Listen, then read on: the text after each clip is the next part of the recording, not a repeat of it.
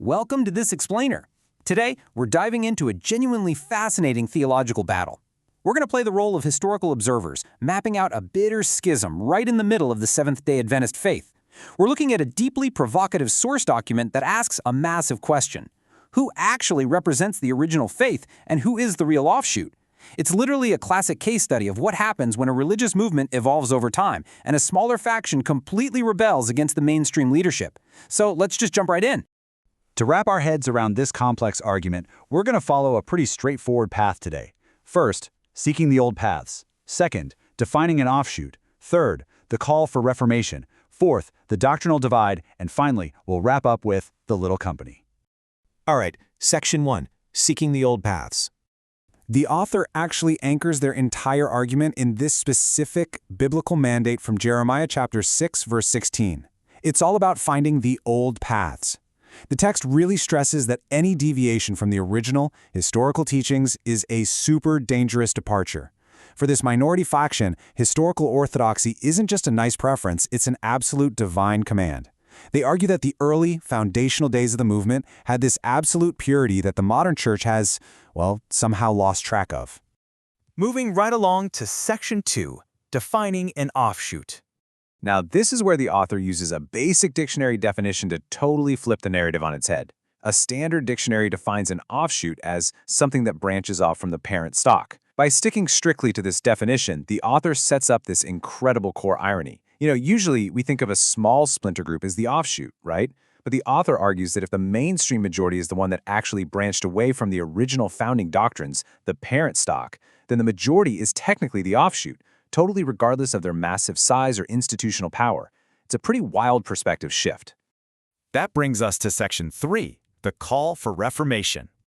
The document leans heavily on some stark historical quotes from the movement's pioneer, Ellen G. White, to paint a pretty grim picture of the mainstream church.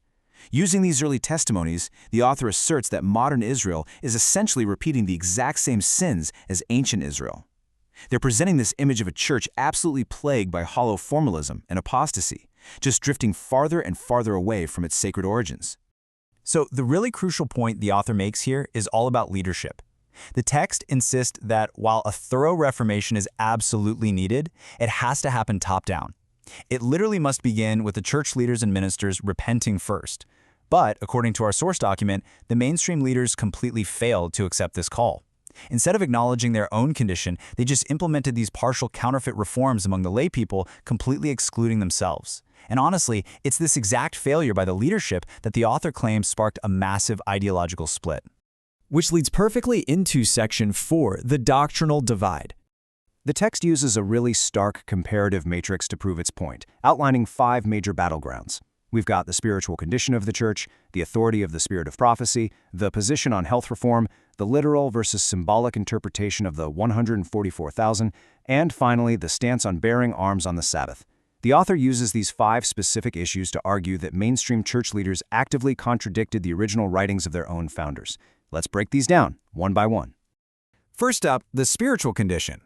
The document points out how the mainstream leadership back in 1923 was basically congratulating itself, claiming the church had never been so full of divine power. But the author contrasts this directly with E.G. White's historical warnings of prevailing pride, hypocrisy, and deception inside the church. They highlight this blinding disconnect between the leaders' super self-congratulatory view and the incredibly solemn, dire warnings coming from their own founding prophet. Second, we see a fundamental disagreement over the spirit of prophecy, which refers to E.G. White's writings.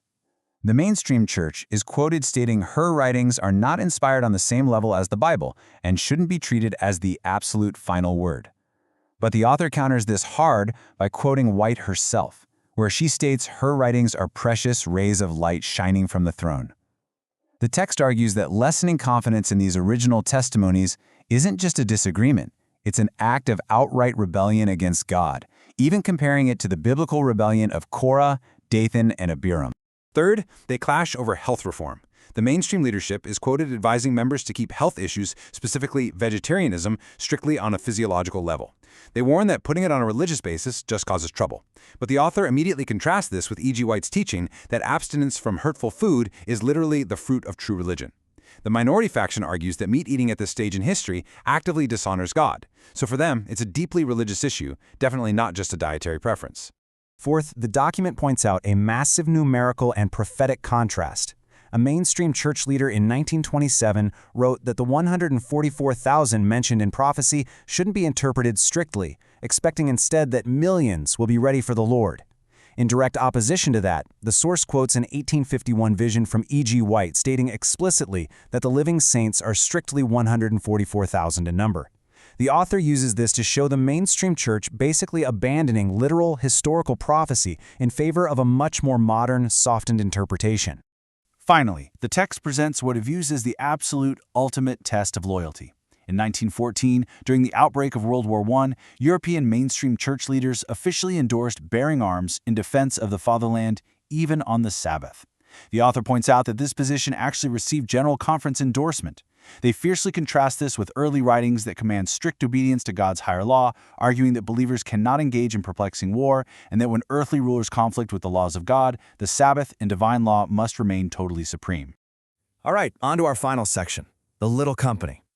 Drawing directly from early writings, the author introduces this concept of the little company. This is described as a minority faction traveling a narrow pathway, firmly united by original truth.